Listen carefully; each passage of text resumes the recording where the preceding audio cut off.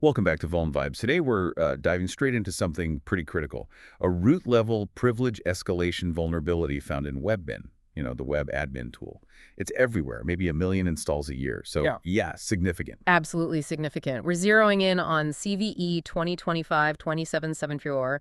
It's a CRLF injection flaw, and, well, the CVSS score tells a story, 8.8, high severity. Right, an 8.8. So let's get technical. What's the actual root cause here? Where does this start? Okay, so fundamentally, it boils down to how Webmin handles, or rather mishandles, carriage return and line feed sequences, CRLF, within CGI requests. CRLF and CGI. Yeah. Seems basic, almost. How does that become an exploit? Well, that's the thing. The system doesn't properly neutralize these characters. It fails to sanitize the input. So insufficient neutralization. And attackers leverage that how? They just inject CRLF characters. Pretty much. By sending crafted requests with those CRLF sequences embedded, they can actually manipulate the server's HTTP response header. It's like adding extra lines or commands that the server shouldn't be seeing. Ah, okay. So they're basically hijacking the response flow. Exactly. They can split the response, inject headers, maybe even inject content. It tricks the server, essentially, making it process the attacker's malicious input as legitimate instructions. And that manipulation leads all the way to root access. That seems like a big jump. It is a big jump, but yes, successful exploitation means a remote attacker, someone without prior access, potentially, can escalate their privileges right up to root. And of course, execute arbitrary code. Wow. Root access on a system administration tool. That's kind of the keys to the kingdom, isn't it? It really is. Think about what Webmin controls. Critical server functions, configurations, user management. So the potential damage. Oh. What are you talking about? Complete server takeover. Yes, full server control is definitely on the table. Modifying system configs, maybe installing persistent malware or backdoors. Accessing sensitive data, disrupting services. The whole 9 yards. The whole 9 yards. Given Webmin's role, the impact could be, well, catastrophic for an organization. It's a stark reminder about securing the tools we use to secure things. And how does this fit into the broader threat landscape? Is this type of vulnerability common, or is it more of a throwback? Well, CRLF injection itself isn't new, but seeing it lead directly to root privilege escalation in such a widely deployed tool, that reinforces a couple of trends.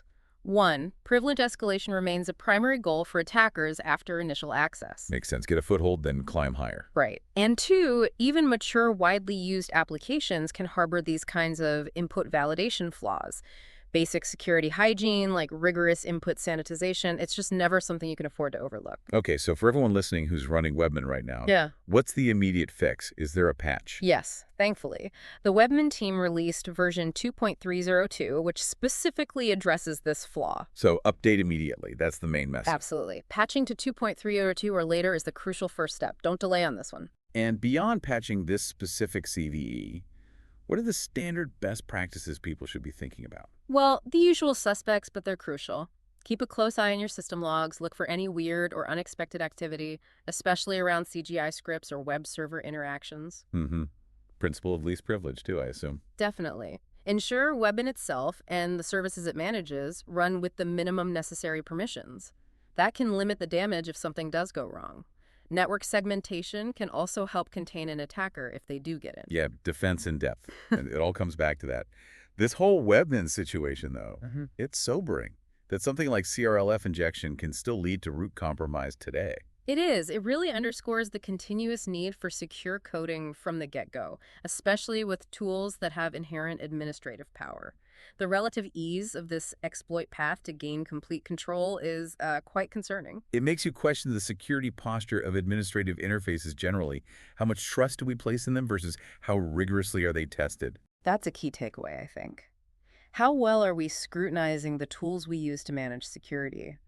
Are our auditing processes deep enough for these critical pieces of infrastructure software? Definitely food for thought. Thanks for breaking down this Webmin vulnerability with us today. It's a powerful reminder about patching, yes, but also about the foundational security of the tools we rely on. Absolutely. So as you go back to your own environments, really consider that attack surface presented by your admin tools. Are your defenses keeping pace?